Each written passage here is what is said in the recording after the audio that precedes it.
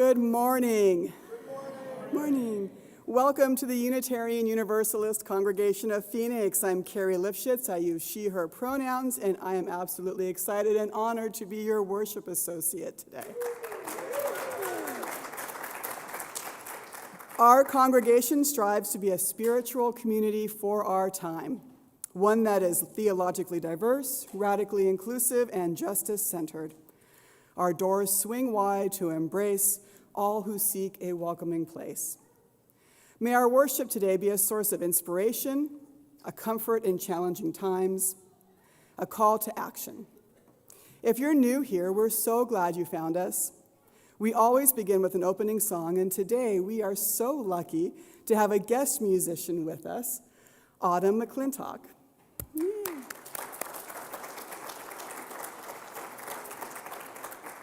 Autumn is a songwriter and music therapist who performs around Phoenix under the name Humongrel.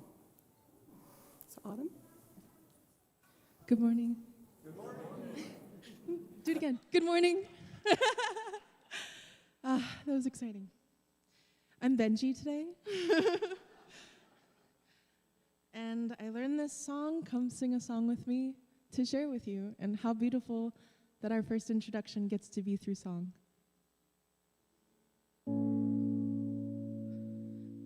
You're welcome to stand, or you can sit and just stare at me. That's cool too.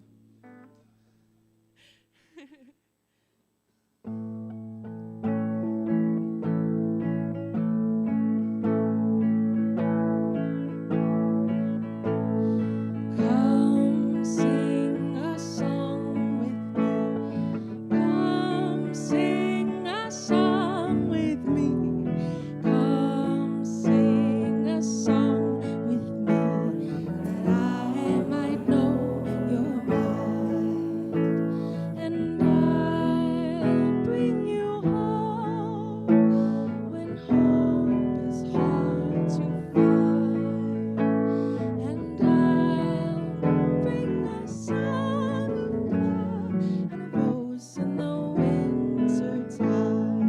Come dream a dream. Come dream a dream with me. Come dream a dream with me.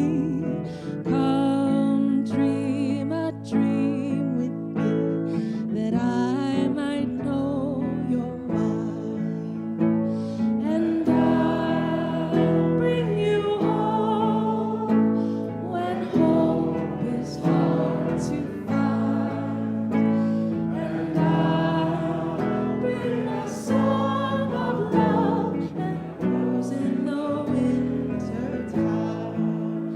Come walk in the rain with me. Come walk in rain with me. Come walk in rain with me. Come walk in rain with me, that I might know your mind, and I'll bring you home when hope is hard to find, and I'll bring a song of love and a rose in the winter time. Come share a rose with me. Come share a rose with me. Come share a rose with me. Come share a rose with me, that I might know your mind, and I'll bring you home when hope is hard to find, and I'll bring a song of love and a rose in the winter time.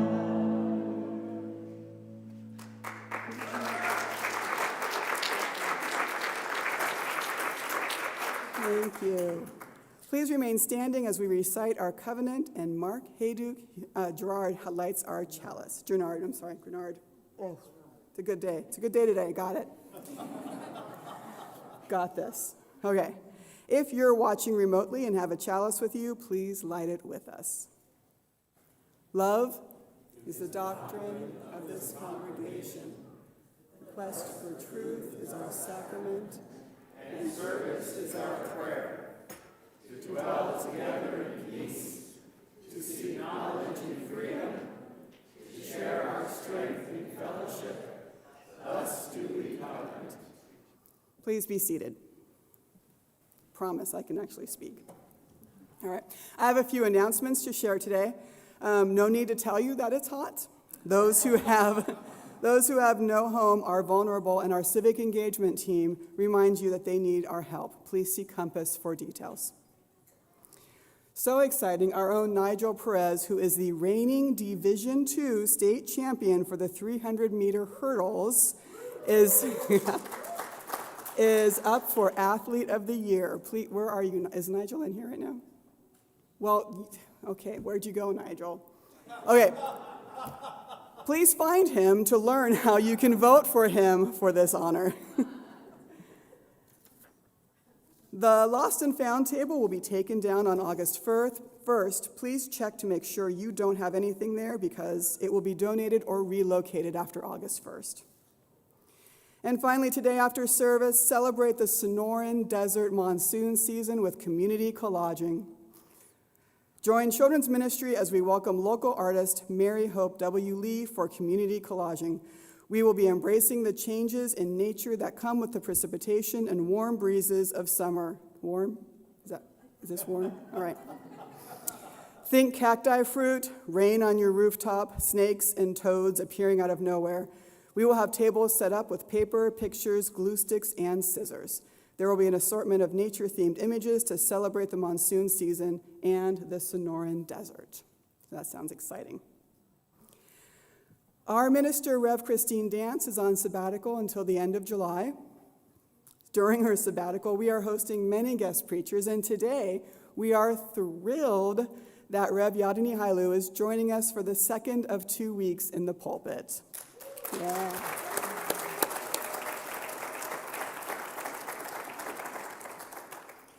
Rev. Yadenee Hailu is based in Tulsa, Oklahoma, and her ministry is to be an oracle for ease, liberation, and healing, the pathways to wholeness, to life. Rev. Yadenee, please open our service. Thank you. Hello, everyone. My name is Yadenee, and my pronouns are she and her, and our opening words are from Dr. Brene Brown. She's a feeling good researcher. If you trade your authenticity for safety, you may experience the following: anxiety, depression, eating disorders, addiction, rage, blame, resentment, and inexplicable grief. Dr. Brene Brown continues, vulnerability is the birthplace of love, belonging, joy, courage, empathy, and creativity. If we want greater clarity in our purpose or a deeper and more meaningful spiritual life, vulnerability is the path. I now invite anyone who would like to come forward for Together Time. We have a book.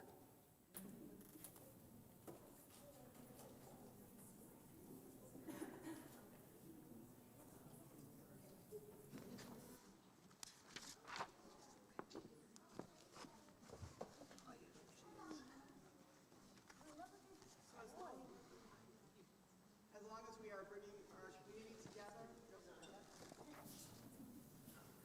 Sorry. As long as we're bringing the community together, if you're on Zoom, please turn on your camera so we can see you. Everyone here, please let's notice the folks who are watching live on Zoom and send our love to them. Hi, everyone. We love you. All right. Thank you. All right. Today we have the book titled A Bad Case of Stripes by David Shannon. Does anyone recognize this book? Yep. Parents probably grew up with it. Kids hopefully are still hearing it. Okay, I'm going to pick this side. Camilla Cream loved lima beans, but she never ate them. All of her friends hated lima beans, and she wanted to fit in. Camilla was always worried about what other people thought of her. Today she was fretting even more than usual. It was the first day of school, and she couldn't decide what to wear. There's so many people to impress. She tried on 42 outfits, but none seemed quite right. She put on a pretty red dress and looked in the mirror. Then she screamed. Just like that. Beautiful. Thank you. Her mother ran into the room, and she screamed too. "Oh, my heavens," she cried. "You're completely covered with stripes." This was certainly true. Camilla was striped from head to toe, and she looked like a rainbow. Mrs. Cream felt Camilla's forehead. "Do you feel all right?" she asked. "I feel fine," Camilla answered, "but just look at me." "You get back in bed this instant," her mother ordered. "You're not going to school today." Camilla was relieved. She didn't want to miss the first day of school, but she was afraid of what the other kids would say, and she had no idea what to wear with those crazy stripes. That afternoon, Dr. Bumble came to examine Camilla. "Most extraordinary," he explained. "I've never seen anything like it. Are you having any coughing, wheezing, sneezy, runny nose, aches, pains, chills, hot flashes, dizziness, drowsiness, shortness of breath, or uncontrollable twitching?" "No," Camilla told him. "I feel fine." "Well then," Dr. Bumble said, turning to Mrs. Cream, "I don't see any reason why she shouldn't go to school tomorrow. Here's some ointments that should help clear up those stripes in a few days, and if it doesn't, you know where to reach me." And off he went. The next day was a disaster. Everyone at school laughed at Camilla. They called her Camilla Crayon and Night of the Living Lollipop. She tried her best to act as if everything was normal, but when the class said the Pledge of Allegiance, her stripes turned red, white, and blue, and she broke out in stars. The other kids thought this was great. One yelled out, "Let's see some purple polka dots." Sure enough, Camilla turned all purple polka dotty. Someone else shouted, "Checkerboard!" and a pattern of squares covered her skin. Soon everyone was calling out different shapes and colors, and poor Camilla was changing faster than you can change channels on a TV. That night, Mr. Harms, the school principal, called. "I'm sorry, Mrs. Cream," he said. "I'm going to have to ask you to keep Camilla home from school. She's just too much of a distraction, and I've been getting calls from the other parents. They're afraid those stripes are contagious." Camilla was so embarrassed. She couldn't believe that 2 days ago, everyone liked her. Now, nobody wanted to be in the same room as her. Her father tried to make her feel better. "Is there anything I can get you, sweetheart?" he asked. "No, thank you," sighed Camilla. What she really wanted was a nice plate of lima beans, but she had been laughed at enough for one day. Well, yes, I see," Dr. Bumble mumbled when Mr. Cream phoned the next day. "I think I'm going to bring in the specialists. We'll be right over." About an hour later, Dr. Bumble arrived with 4 people in long white coats. He introduced them to the Creams. "This is Dr. Gope, and it was very uncomfortable." "Well, it's not the mumps," concluded Dr. Gope. "Or the measles," said Dr. Sponge. "Definitely not chickenpox," put in Dr. Cricket. "Or a sunburn," said Dr. Young. "Try these," said the specialist, and they each handed her a bottle filled with different colored pills. "Take one of each before bed," said Dr. Gope. Then they filed out the front door, followed by Dr. Bumble. That night, Camilla took her medicine, and it was awful. When she woke up the next morning, she did not feel different. But when she got dressed, her clothes didn't fit right. She looked in the mirror, and there, staring back at her, was a giant, multicolored pill with her face on it. Dr. Bumble rushed over as soon as Mrs. Cream called, but this time, instead of the specialist, he brought the experts. Dr. Gourd and Dr. Mellon were the finest scientific minds in the land. And once again, Camilla was poked and prodded and looked and listened to, and the experts wrote down lots of numbers. Then they huddled together and whispered. Dr. Gourd finally spoke. "It might be a virus," he announced with authority. Suddenly, fuzzy little virus balls appeared all over Camilla. "Or possibly some form of bacteria," said Dr. Mellon. Out popped squiggly little bacteria tails. Or it could be fungus, added Mr. Gord. Instantly, Camilla was covered with different colored fungus blotches. The experts looked at Camilla, then at each other. We need to go over these numbers again back at the lab, Dr. Gord explained. We'll call when we know something. But the experts didn't have a clue, much less a cure. By now, the news had found out about Camilla. Reporters came from every channel and were outside of her house, telling the story of the bizarre case of the incredible changing kid. Soon a huge crowd was camped out of the front lawn. Oh my gosh, so many spectators. The creams were swamped. Oh Lord, y'all need to see this is what the child looks like now. The creams were swamped with all kinds of remedies from psychologists and allergists and herbalists and nutritionists and psychics, an old medicine man, a guru, and even a veterinarian. Each so-called cure only added to poor Camilla's strange appearance until it was hard to even recognize her. She sprouted roots and berries and crystals and feathers and a long furry tail, but nothing worked. Aye. One day, a woman who called herself an environmental therapist claimed she could cure Camilla. Close your eyes, she said, breathe deeply, and become one with your room. I wish you didn't say that, Camilla said. Slowly, she started to melt into the walls of her room. Her bed became her mouth, her nose was a dresser, and 2 paintings were her eyes. The therapist screamed and ran from the house. What are we going to do? Cried Mrs. Cream. It just keeps getting worse and worse. She began to sob. At that moment, Mr. Cream heard a quiet little knock at the front door. He opened it, and there stood an old woman who was just as plump and sweet as a strawberry. Excuse me, she said brightly, but I think I can help. She went into Camilla's room and looked around. My goodness, she said with a shake of her head. What we have here is a bad case of the stripes, one of the worst I've ever seen. She pulled a container of small green beans from her bag. Here, she said, these might do the trick. Are those magic beans? Asked Mrs. Cream. Oh, I know, replied the kind old woman. There's no such thing. These are just plain old lima beans, and I'll bet you'd seen some before, haven't you? Or I bet you'd like some, wouldn't you? She asked Camilla. Camilla wanted a big, heaping plate of lima beans, more than just about anything, but she was still afraid to admit it. Yuck, she said. No one likes lima beans, especially me.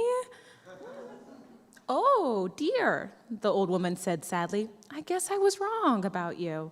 She put the beans back in her bag and started towards the door. Camilla watched the old woman walk away. Those beans would taste so good. And being laughed at for eating them was nothing compared to what she'd been going through. She finally couldn't stand it. Wait, she cried. The truth is, I really love lima beans. I thought so, the old woman said with a smile. She took a handful of beans and popped them into Camilla's mouth. Said Camilla. Suddenly, the branches, feathers, and squiggly tails began to disappear. The whole room swirled around. When it stopped, there stood Camilla, and everything was back to normal. I'm cured, she shouted. Yes, said the woman. I knew the real you was in there somewhere. She patted Camilla on the head, and then she went outside and vanished into the crowd. Afterward, Camilla wasn't quite the same. Some of the kids at school said she was weird, but she didn't care a bit. She ate all the lima beans that she wanted, and she never had a touch of the stripes again.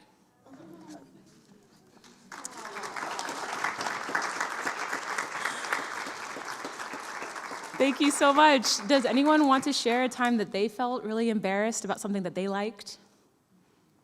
I'll go first. I'll practice vulnerability. It's the first grade, and I was in Mrs. Atkins' class, and a kid who will remain nameless, maybe Maylee Madelia, will act like I don't know her name still, heard me say that I like to eat spinach and said, ew, gross. My teacher put us in the back of the room, and she had to conflict resolve, and she asked Maylee Madelia, what did you say? And she said, spinach is disgusting. And I said, my mom makes spinach, and it's really tasty. I remember after that just how tender we all are, how vulnerable we are to being seen and misunderstood. Did you have something you wanted to share? Well, that story you read was delightful, and it has lessons at many levels. Yes, yes, It's for children, but adults can get something out of it. I got yes, a lot out of it. yes, Thank you for yes. Oh, my pleasure. Anyone who couldn't hear, they were pointing out that there are so many lessons from the story. It's multi-level. It's for adults. It's for kids. It's for all of us. And I hope you guys continue listening to the story at home or something. Thank you so much.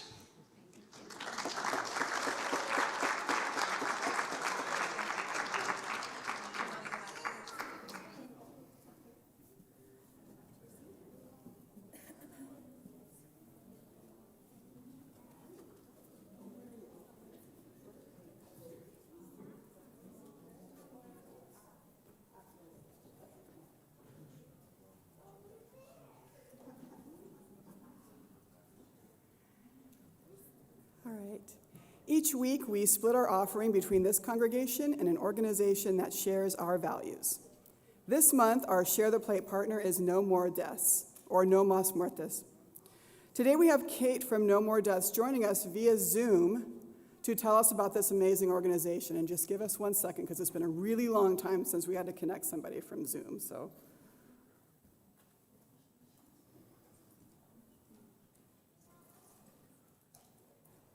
Do you want me to do this?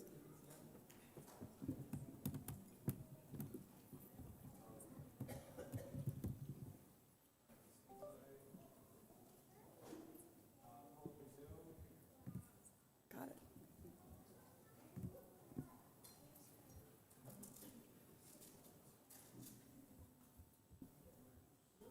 Do you want me to join audio? You should have your audio. Okay.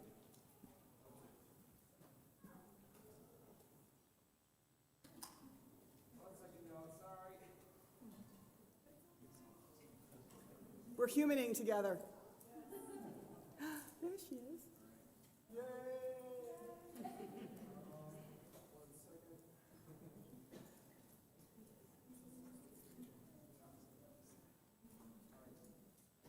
Kate, try talking.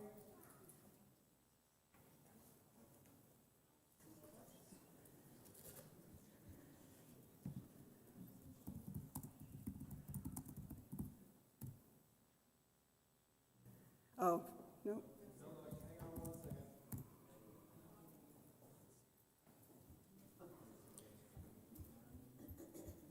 Do you need me to join audio from here? We're trying to patch it through. Okay.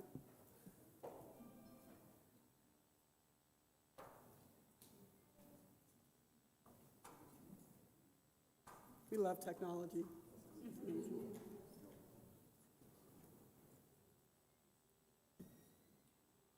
Is this not going to work?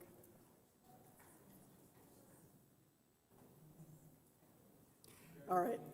All right, sorry. I'm really sorry, Kate. Just wave to us, Kate, from No Más Huertas. Hi, I'm really sorry. All right. I'm going to talk about. All right. The mission of No More Deaths is to end suffering in the Mexico-U.S. borderlands through civil initiative. People of conscience working openly in community to uphold fundamental human rights. Their work embraces the faith-based principles for immigration reform and focuses on the following themes. Direct aid, oops, I just lost my thing. Oh my gosh. Direct aid that extends the right to provide humanitarian assistance, witnessing and responding, consciousness raising, global movement building, and encouraging humane immigration policy. Thank you, No More Deaths, for all of the work that you do. We truly appreciate you. And for all that you give, we are so grateful. Ushers, thank you for your willing hands in helping us pass the plate. Well, we hear beautiful music from Autumn.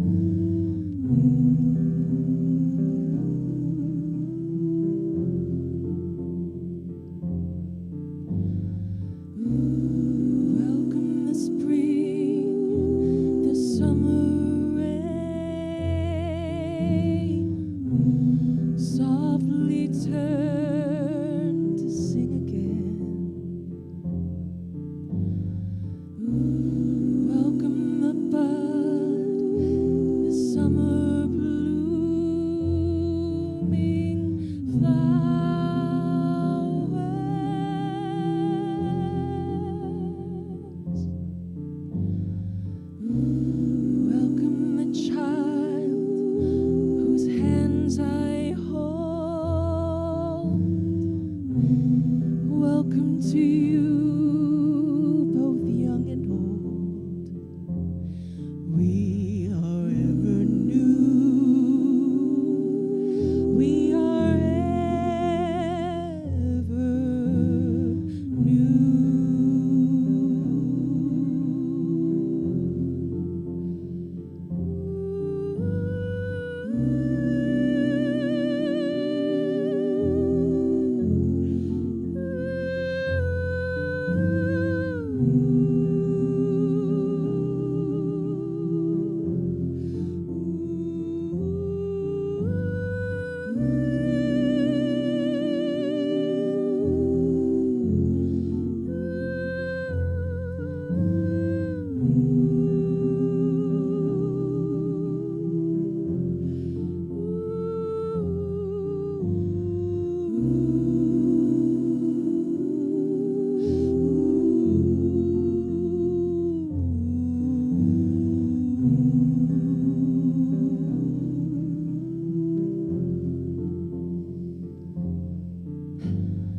Welcome the spring, the summer rain,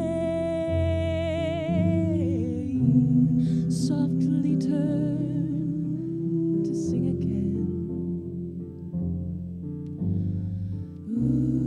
Welcome the bud, the summer blooming flowers.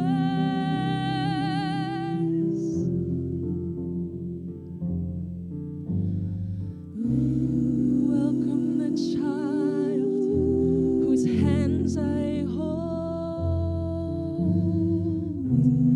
Welcome to you, both young and old. We are ever new. We are ever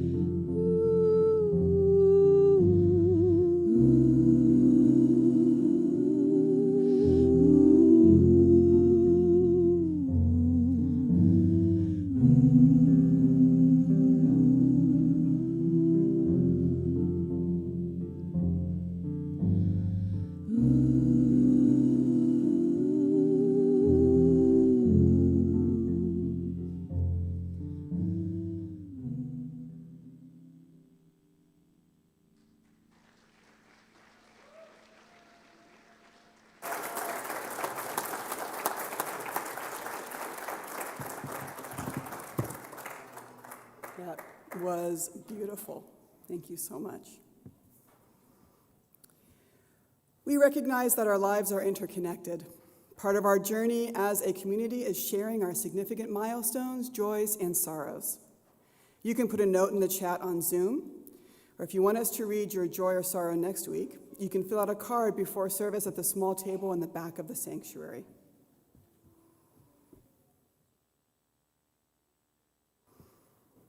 I have a few today. Mark Hayduke Grenard, see, I can say your name. He says, I turned 64 on July 3rd, and Jack Grenard turned 92 on July 17th. Wonderful. Happy birthday to all of you.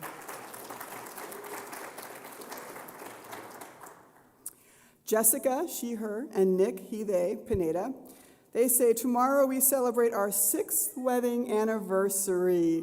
For a life that neither of us expected, especially after widowhood, we are so grateful. And we are grateful to have you with us, too. Happy anniversary.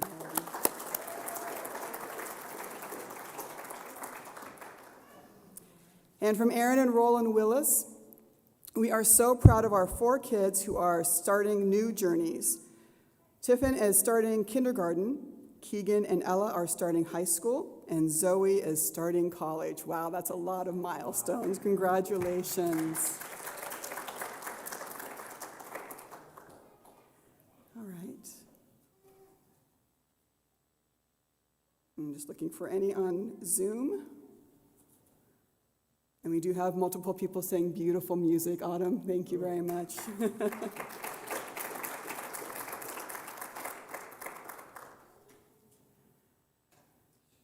Okay, so Peyton shares a joy, no secret to most who know me well. I have returned from Las Vegas after 4 days of bonding and learning more about the Kappa Sigma fraternity. My brother's a Kappa Sigma. I hope to learn more and bring good change in the years to come with them. Thank you so much, Peyton. We love you.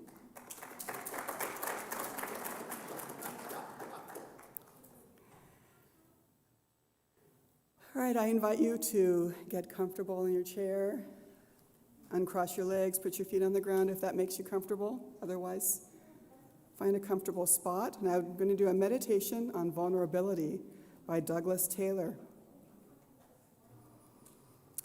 I am learning to let down my guard. We all know about the deep instinct to respond to difficulty and stress with either fight or flight, with force or swift retreat, with decisive attack or prompt withdrawal. When faced with stress or difficulty or challenge, I am learning to let down my guard. I am learning to be vulnerable. I am seeking the courage to be open. I would have my vulnerability be a choice made from my courage rather than my fear. I would have my vulnerability be my strength. May my strength be found not as a hard shell of defense or a sharp weapon of attack. May my strength instead be found in an open stance of kindness and empathy, like a tree bending gracefully in the windstorm. May my strength be found in a willingness to join in the suffering of others, like a forest of trees together in a storm. May I choose to be receptive rather than protected, sharing rather than shielded. I am still learning to be vulnerable. I seek the courage to be so vulnerable. May I have others who can help me to be so courageous. May my example serve as others as well as myself. And may my strength be our strength in sharing this life openly with others. Amen, and blessed be. Adam?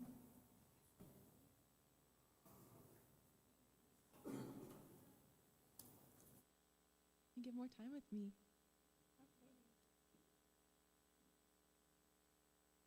Oh, I forgot to say, she, they.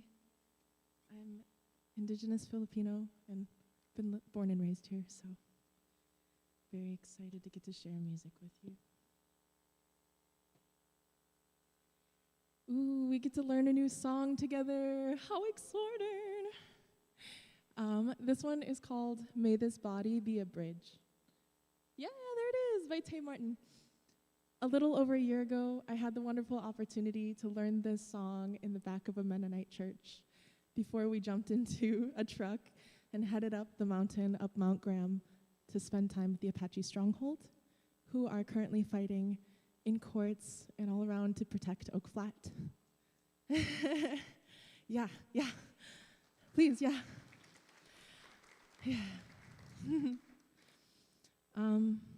Extractive practices are really tricky, as we see in our environment and we see just in the air we breathe and the cancer that arises. So it's been really important work and really beautiful work. And what I've learned from it and through this song is how interconnected we are with ourselves and our land and our community and relation with each other. There's two parts to this song. The first part says, "May this body be a bridge for the healing of this land, and may the river flow through us, cleansing greed from our hands." And I'll sing it really quick so you can get it in your ear and stick it in your pocket for later. May this body be a bridge for the healing of this land. May the river flow through us, cleansing greed from our hands. Sing with me. May this body be a bridge for the healing of this land. May the river flow through us, cleansing greed from our hands. And part 2 says, we are born from the water. We are made from the land. Teach us, O great mother, to bring peace to this land. And it sounds like this. We are born from the water. We are made from the land. Teach us, oh great mother, to bring peace to this land again. We are born from the water. We are made from the land. Teach us, oh great mother, to bring peace to this land. Beautiful.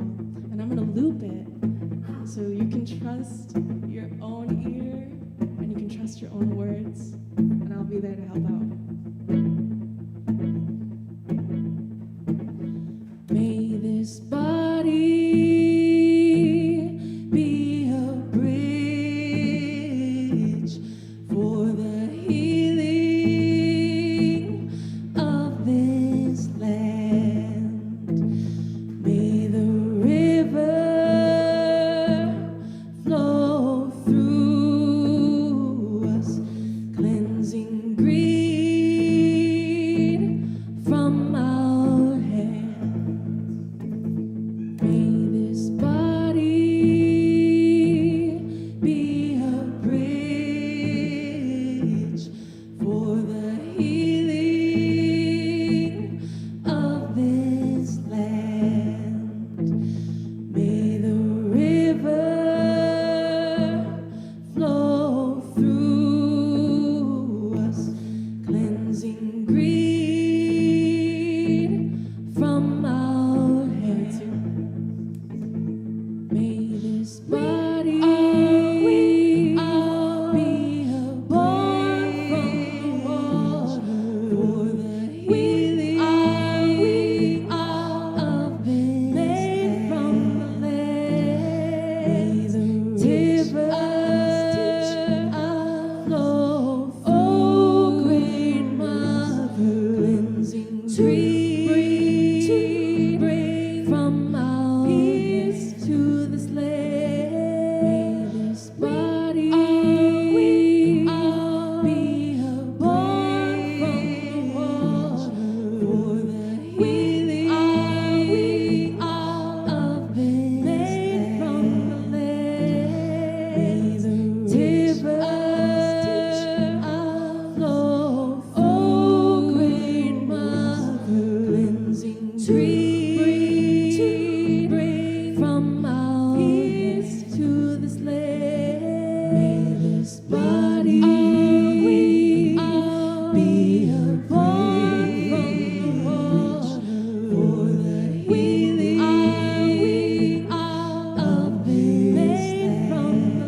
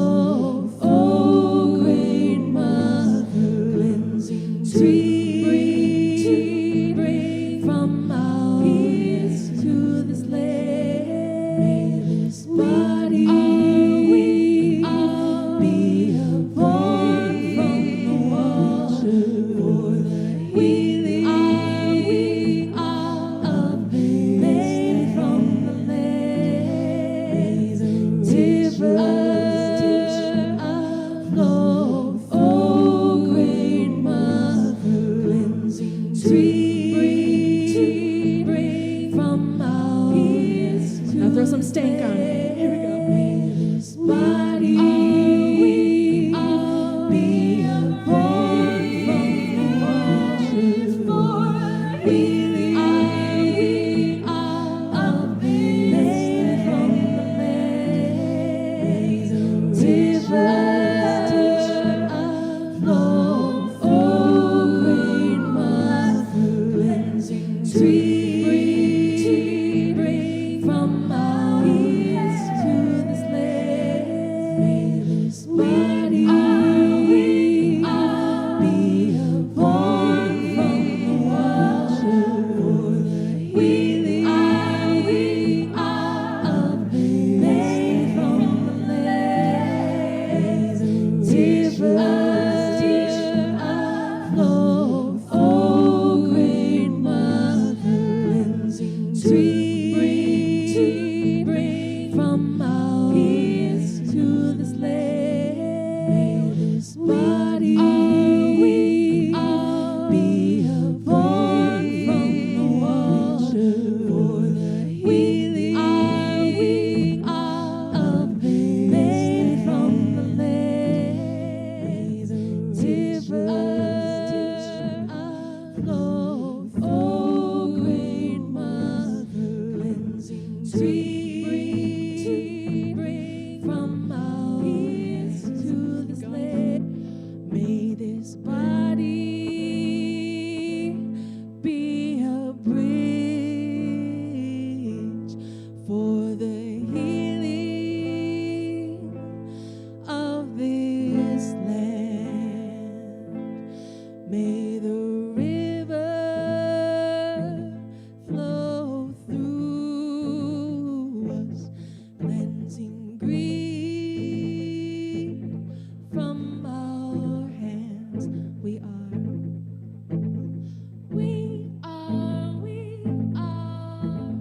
born from the water.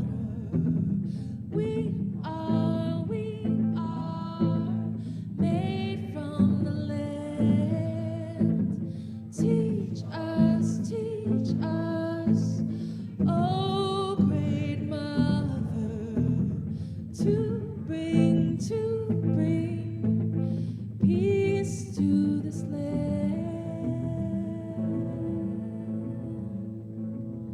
Thank you, everyone.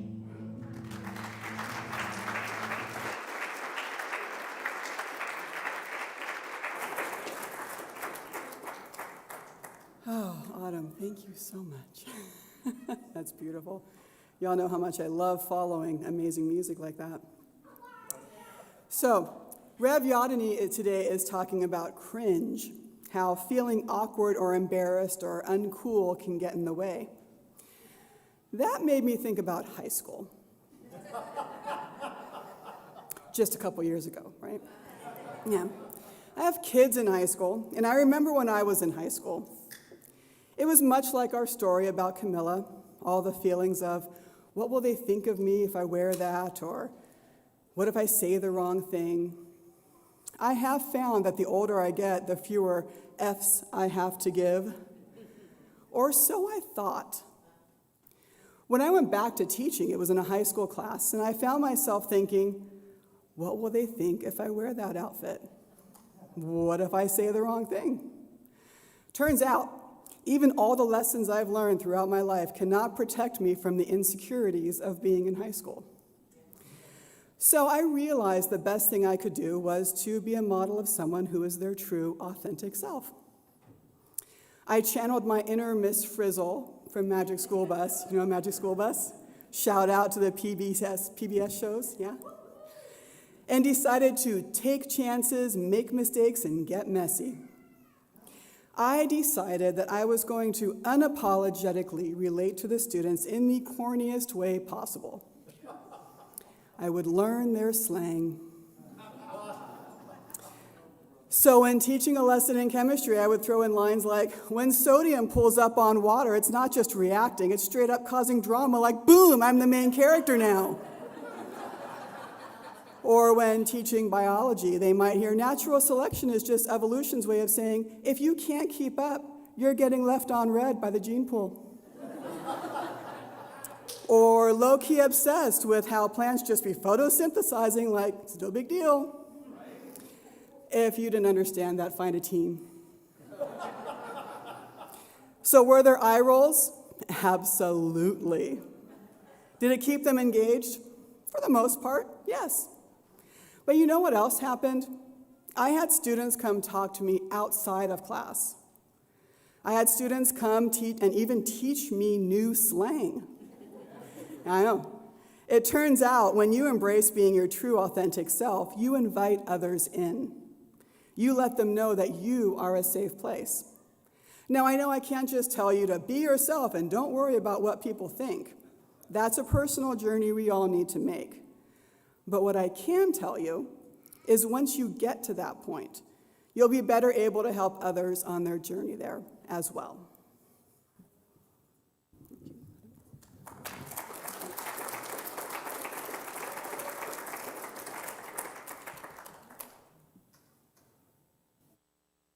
I forgot about all the standing and sitting that's involved in church. It's a good workout. This one is by Mumford & Sons. Yeah, right? And there is a possibility you might know it a little better than me. So I'm going to say this is my rendition.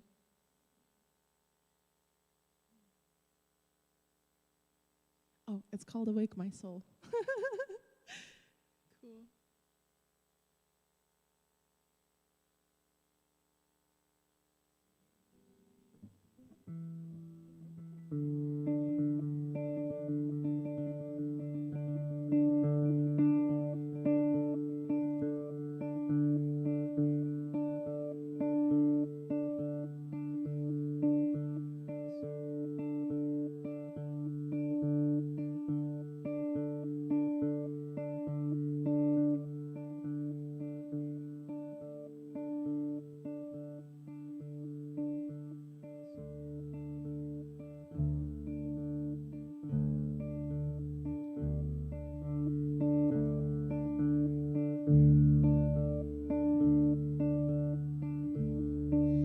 How fickle my heart and how oozy my eyes.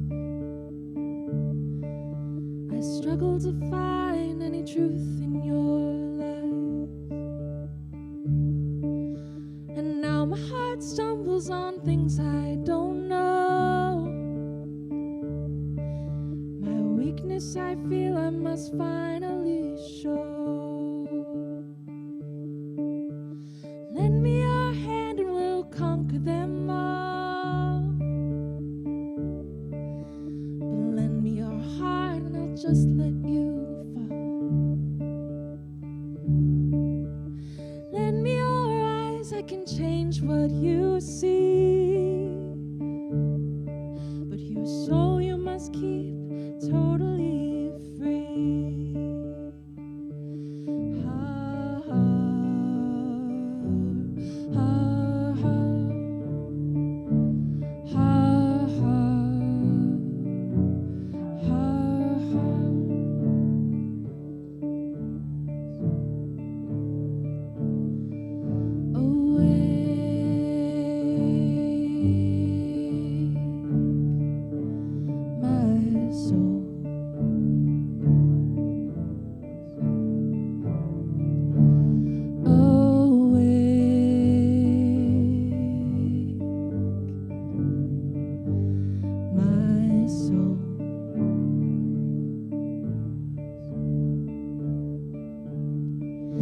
How fickle my heart and how woozy my eyes. Struggle to find any truth in your lies. And now my heart stumbles on things I don't know. My weakness I feel I must finally show.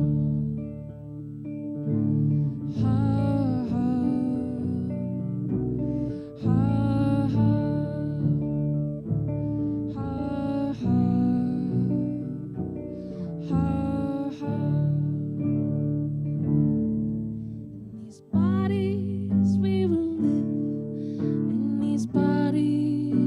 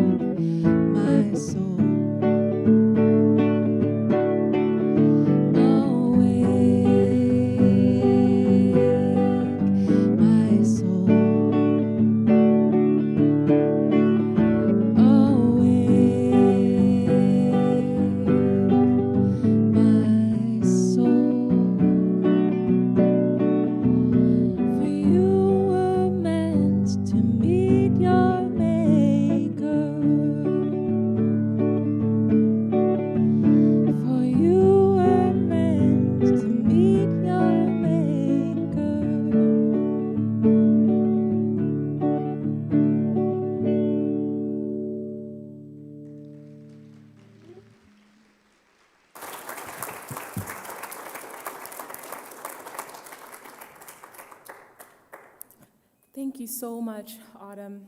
All of the music you've been providing has really helped me ground myself and feel prepared for the next leap, the next vulnerability, hangover.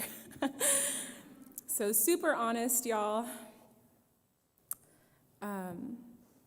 Like I said, I've been full of a lot of anxiety. I really appreciate how I was met last week, and to do it again from a different angle feels scary again, but I feel held by love. So let's do a quick recap. Part 2 of feeling good. Okay. The art of living. Last week we discussed my experience of returning to the rhythm of life by remembering love and following it to the seat in my soul, which accompanies us through change. Love is our friend through the inevitability of grief. All of this was on one side of that rhythm of life, maneuvering grief. On the other side of constriction, there's expansion, a healthy, positive change or growth, and we can glitch there too. Each of us has resisted love's agenda before. As a kid, I noticed my mom and dad were very different in one consistent way. When I would get brave or angry or sad enough to speak my truth, my dad would deflect criticism. He ignored my requests and stubbornly would dig in on his stance. Over the years, I felt less and less safe with him, less valued by him. And eventually, to heal my broken sense of self, I went no contact with him. My dad couldn't see that me sharing authentically was me trying to stay in connection with him. In that space created, I could grieve that tragedy. My dad and I have something in common. We both so desperately don't want to be wrong. And in that zeal, he attacked good ideas, authentic expressions of self. He fought cringe so hard, it broke our relationship.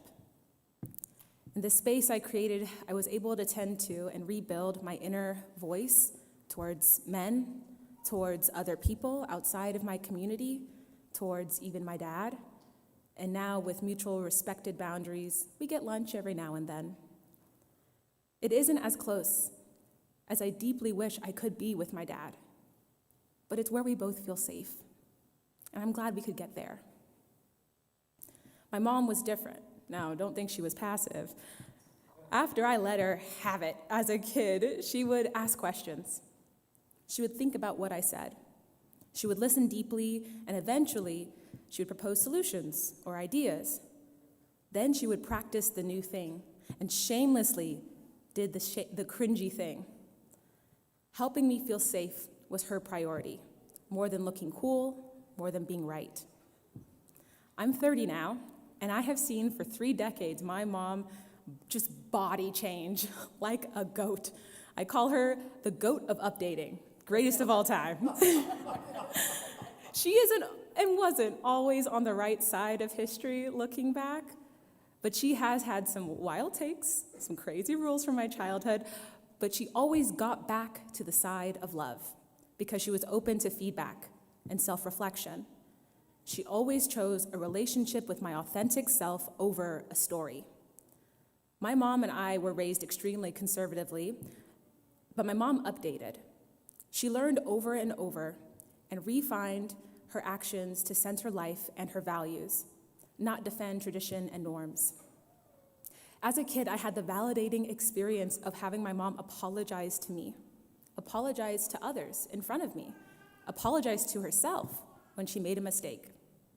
I saw her go through change and reach for her values and come out on the other side transformed, more whole, more herself.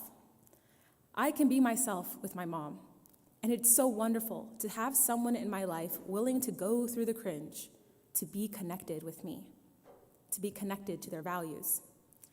It's so wonderful that I got to add that to my definition of love when looking for the kind of people I want in my village. And it's probably no surprise that my home is now 7 doors down from my mom and my siblings. Through it all, my mom's covenant she created for our family remains reinforced. Strong communities have strong covenants. And since I was an infant, I've heard her sing the song, We are a happy family. We are a happy family. We love, we care, we share. We love, we care, we share. Nothing can escape updates, though. I'm 30, and there have been changes. After my mom became a therapist, she added, we communicate with love, around 2008. And after going through a very hard family conflict between my brother and I, we all decided to add, we protect each other, after 2021. The song is pretty robust now. My mom has added a bit of fanfare at the beginning when she started singing it with my niece, Tallulah, Agape's daughter. Chuchulu, if you're listening, she's probably on the video. I'm going to watch you over here if you want to sing with me. I thought it would be nice if we sang the song for you, the current version. Awesome, awesome. You want me to unmute her? Yes. If you, yadenee hailu, she's with my mom. And if you want to unmute Chuchulu, if you want to sing with us, Joe, you can. You might need to turn the volume on the other laptop. Okay. So I can't put it up on the screen. Okay.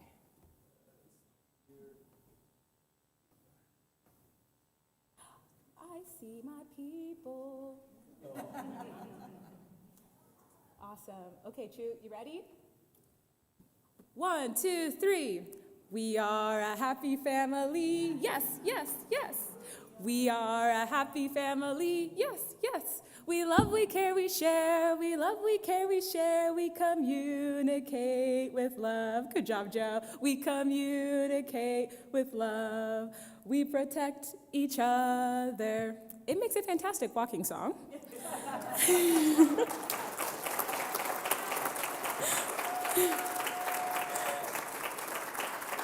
Good job, Choo-Choo.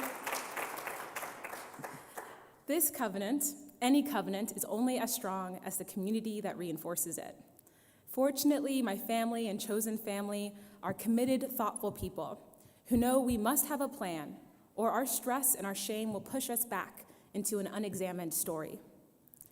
The irony is, if you live to protect a story, everyone loses, you first. Where we invest our love, we invest our life. My gripe with high-demand religions or cults or MLM groups or unhealthy company cultures or toxic family systems are when we invest our love there, they snuff out our self. They rip out our self-awareness and train it into self-policing. They capture our ability to navigate through change and shackle them to an idol like a leader or a group or a role. Old stories convince you can't learn from the cringy parts of ourselves. Anti-life institutions instill a fear of exploration and lie to you. They say that they have all the good there ever was. They demand you limit what can change despite change itself. We sacrifice sanity to protect these thin stories. We sacrifice relationships with our kids, with ourselves, when defending stories. Marginalized communities have the burden of being a social litmus test for personhood. Groups like children or women, disabled, queer, trans, BIPOC, neurodivergent, whatever we all are, the ways we are, throughout history reveals how narrowly we have defined humanity, how rarely we protect dignity. I don't feel like I need to go through every systemic crime in our uncivilized society. The truth shines bright that the stories we are given must be analyzed, must be shaped. Some need to be thrown out and others rewritten to be part of love. Lifeless empires like capitalism or patriarchy or gender roles or heteronormativity, they cut us off from ourself because the self would liberate us. The self would continue to become and play and create, and the self would reframe our problems and goals and shape our actions around life. The self would see our liberation are interconnected and would love, care, share, communicate with love, and protect each other. That's why I believe cringe is political. It comes from the limits, the interpretations, the roles, and the stories our culture tells us. We cringe from the jump scare of seeing a need or a desire outside of the story. We cringe ourselves when we see our need or our desire want to step outside of our story. We cringe when we see others with a need or a desire outside the story we expect. We cringe when something we interpret as dissonant to the story is happening. Our relationship to our needs and our interpretation of our desires is one layer of the story. Our assumption for the needs of others, our sense of obligation to our shared society, has been crafted by economics and theology and pattern recognition. How you feel, simply put, how you feel has been shaped by the context you come from and perpetuate. Underneath the stress response, cringe reveals what we care about. The biggest driver of stress and cringe, I think, is a fear that this new emerging reality would, could, should decrease our value. Cringe it can't decrease inherent value. But how we maneuver cringe does determine our proximity to the people we love. We can't be free and present in spaces we are crushed and silenced. This listening, learning, curiosity towards cringe that my mom is so good at, it isn't always instinctual. Facing the fear of losing value, maneuvering a cringy situation is no light work. But I think many of you here are committed to that spiritual practice. I believe many of you here value removing the obstacles to thriving. I think many of you are devoted to being in right relationship with yourself and with life, not just in words, but in actions.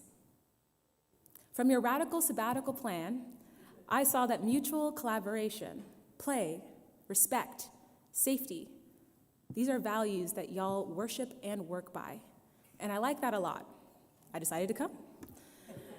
From listening to congregants and visiting the church and touring the summer construction projects, I see that this interconnected community, being a community resource larger, and the accessibility isn't just a slogan.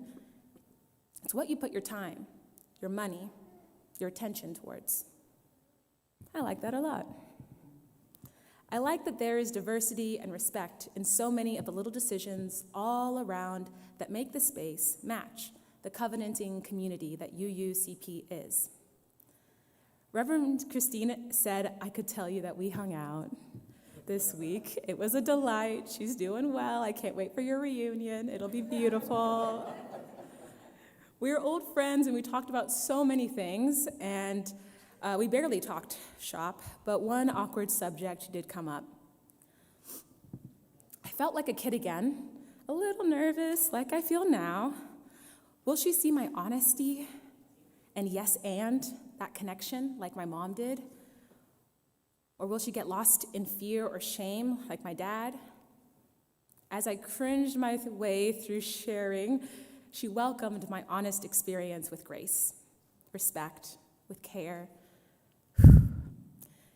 Fortunately, I'm sure you know that Reverend Christine takes the business of being vulnerable and brave very seriously. Thank goodness, because it's amazing what can come from intentionally, actively crafting safety in a person, in a community, in a city. I think her body is a bridge for healing. I appreciate her ministry. So, okay, back to me and Christine. She was so easy to talk to, and I felt even more connected with her after I was honest, and she received me. Oh, thank you so much. This is great. We're having fun. And she asked if I would or wanted to share this with the congregation. She had faith that y'all, at least some of y'all, maybe many of y'all, would courageously try to hear me with yourself, those 13 traits at the helm. And I've been thinking about that invitation to be brave again. I don't recommend signing up to speak about vulnerability and cringe unless you're ready to feel vulnerability and cringe the whole week. My hands are shaking, y'all. This time it isn't just my heart I'm opening up to you. I think I'm touching and opening up your heart. In the meetings, preparing for this radical sabbatical, I also remembered the worship team emphasizing UU history and subjects on race, and all of these sticky things are things the congregation wants to be dynamic and engaged with, and not shy away about the things that matter. So I don't know, just a little, I have to empathize with myself. I don't know if you've been a canary in a coal mine before, but being a squeaky wheel, being the one to point out something real, but you're not sure if anyone else is feeling, is so scary. In fact, you might say, I cringe at it. I don't love it. Being vulnerable is scary shit. And I consulted my mom. I talked to my sister, my husband, and I talked with myself. And I want to speak and be to that generous, to the hospitable, to the kind heart of this congregation that listened with so much love and care last week.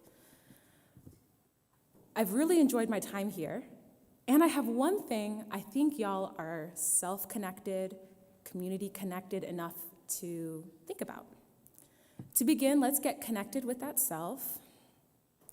What if we sang just one time through, May This Body Be a Bridge? Are you guys ready? I find the music helpful. Let's do it. May this body be a bridge for the healing of this land. May the river flow through us, cleansing grief from our hands. Thank you. Okay, we're on the same team, right? That feels good. Okay. After my sermon last week, I wanted to walk in the memorial garden to decompress, and I'm usually like a huge fan of like art and statues, so I walked over, and when I read the plaque, I felt a familiar drop in my gut. Those 4 adult, naked women were supposed to represent the 4 children who were killed by a domestic terrorist in 1963. I don't get it. I don't know what could be highlighted about dignity, about personhood, about truth or love by depicting them as adults in these obscure poses without clothes. I felt pretty gross and disappointed and annoyed when I tried to understand what the artist is portraying. When I read the patterns from my vantage point, as a Black woman, I see the stories of girls being forced to grow up too fast or to be sexualized as part of their value. African descendants from Africa depicted nude doesn't exist without a context. As a Black person, I know the American story strips people who look like me from dignity, from protection, from care, from privacy. There was no subversion of tropes. There was no reframing. Look it up, babe, I said. I know it's a white guy. It's a white guy. I just can't believe it's here. I told my husband, and he did look it up, and I sighed in front of the woman holding a cloth in her arms. How often I've seen my aunties, my mom, how much I've seen them asked to give, how much I've been asked to give from emptiness. Tragedy presented tragically. She doesn't even have clothing for herself, but she has some in her open arms. I continued walking around, and I saw one woman, looks like her hands are in her hair like this. Frustration? I wondered. Like the constant frustration of being in a society that doesn't get your humanity? Is that what she's missing out on by being murdered? She doesn't get to grow up and endure the generally dehumanizing and the sort of sexualizing gaze of like whiteness? I don't get it. Instead of transported to this reminder of life or a monument for the children's inherent value, I saw a chopped up story of American mess and wrapped up in grief on display.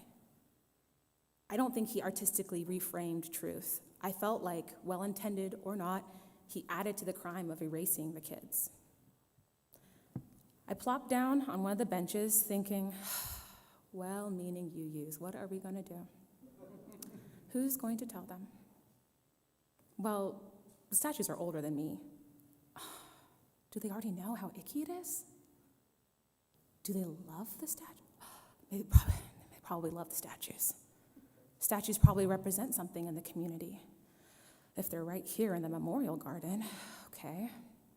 Well, I'm not in this community, I'm visiting, so. But would they update the story so someone like me doesn't feel alone in this dissonance? I sat on the bench thinking, does it matter that I, a random black woman, 30, from Tulsa, Oklahoma, of Ethiopian descent, feels insulted by some art? I thought of the inherent value of life, for the principles of the Unitarian Universalism. I thought of the pattern of life, which examines stories to build strong communities. It does matter. It matters like having a bathroom that anyone can go in does. It matters like having an accessible entrance. It matters like having a rainbow flag to sign that you are safe. It matters in this context. We can debate the past, but in the present, these are a very weird tone to have to memorialize dead children. These statues, to me, do not depict what I feel is the heart of UUCP. The love, the devotion, the empathy, the solidarity with the marginalized, a respect for life, reverence for Denise and Addie and Carol and Cynthia. I believe wholeheartedly the inherent value of countless children victimized by unexamined stories deserves a monument. I think this is a great community that could care for it, but I didn't get any of that from the statues out there. I told Reverend Christine, and she listened like it mattered. I obviously told my husband while we were looking at them, my mom, my sister, and their reactions mirrored my own, validating I'm not saying something that's totally out of left field. It is weird. And now I said it to you. And you might be annoyed with me or feel your body getting hot. Maybe your heart is racing. Right or wrong, if you're feeling numb, if you're feeling spacey or agitated or angry or misunderstood or annoyed or indignant, first things first, let's go back to ourselves. May this body be a bridge for the healing of this land. May the river flow through us, cleansing grief from our hands. Let's do it again. May this body be a bridge for the healing of this land. May the river flow through us, cleansing grief from our hands. We are united. May this body be a bridge for the healing of this land. May the river flow through us, cleansing grief from our... We can't stop when it starts to feel good. May this body be a bridge for the healing of this land. May the river flow through us, cleansing grief from our hands. I didn't say any of this to insult you. I want to be connected to you. I don't want to embarrass you. I want to be honest. I want to be close. I need us to be vulnerable so our coming together matters. I am betting on the Unitarian Universalist Church of Phoenix. I am betting on you. I believe that you have enough creativity. I believe you have enough connectedness. I believe that you know the way back to compassion and calm and curiosity and courage and clarity and confidence all together. I believe you can maneuver this cringe together. The good news is we are not this story. We're all improvising. And you generously made me feel so safe that I wanted to be honest and real. So now it's your turn. Yes, and me. This is how iron sharpens iron, how we grow from vulnerability in sacred community. Our bodies can be a bridge for healing when we're honest. Cringe and grief are gonna keep happening. Remember love. Reclaim yourself. Unravel the stories in each context and go forward, shaping by your values. Let's play. This vulnerability, it's sticky, it's cringy, and it marks the doorway to love. Thank you.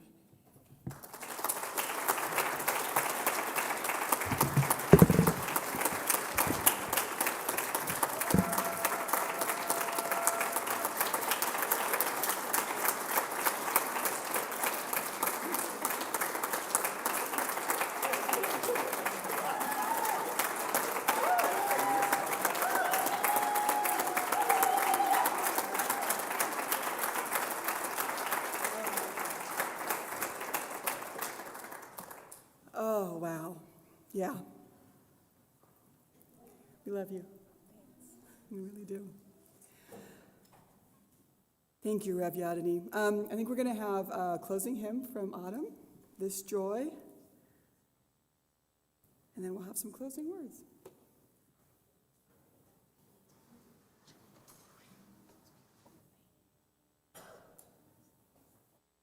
Thank you so much for that. And for adding song back into it to connect us all with our breath again. I needed that.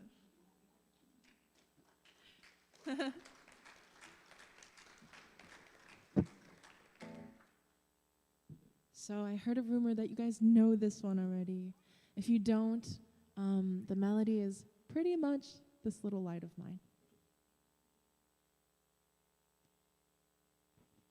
And I'm just going to use my guitar as like a rhythm.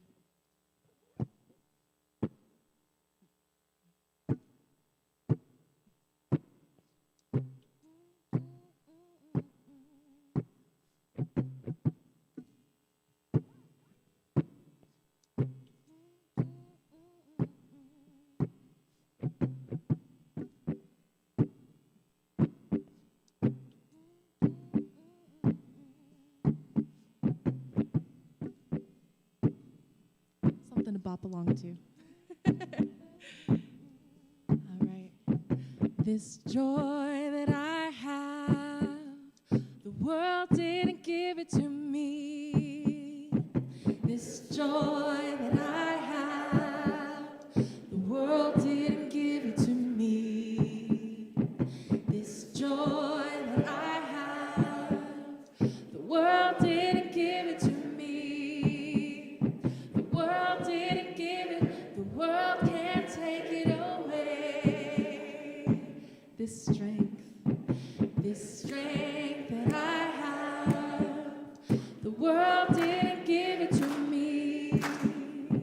This strength that I have, the world didn't give it to me.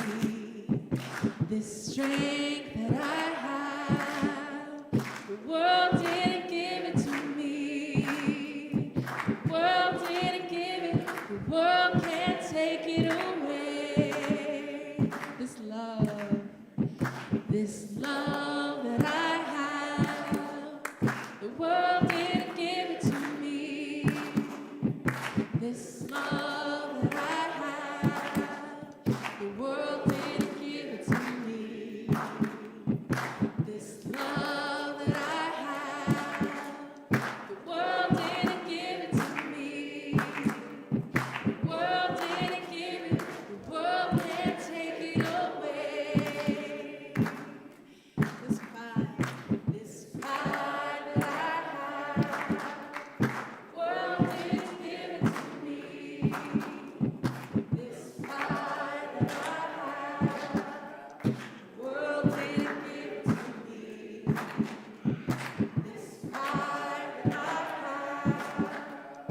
World didn't give it to me. World didn't give it. World can't take it away. This peace that I have. World didn't give it to me. This peace that I have. World didn't give it to me. This peace that I have.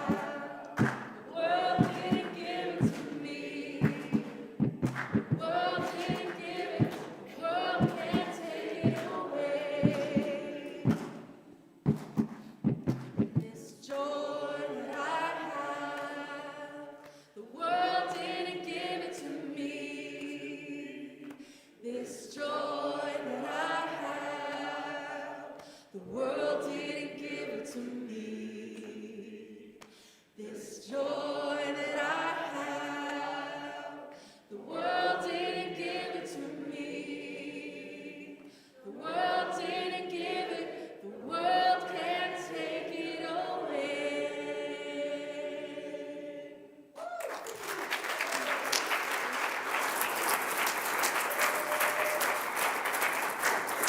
Oh, my gosh. Thank you so much, Autumn, for being here today. You're amazing. I love it, and it's amazing.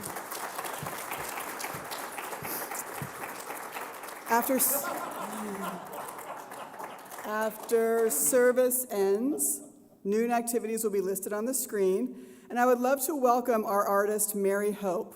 And where's Mary Hope? There we go. Hi, Mary Hope. Welcome. And she will have candles for sale at her table, and we will begin collaging shortly after the service. We don't have refreshments for coffee hour, but you're welcome to stay in the sanctuary for a coffee-less coffee hour. Rev Yadenee, I cannot express how much your words have meant to us these past 2 weeks. Thank you so much for joining us and being such an amazing part of this radical. Please close our service.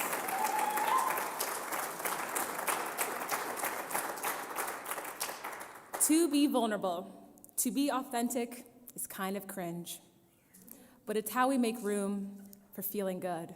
It's how we make room for love. May you remember you are beloved and go from here and be love. Thank you.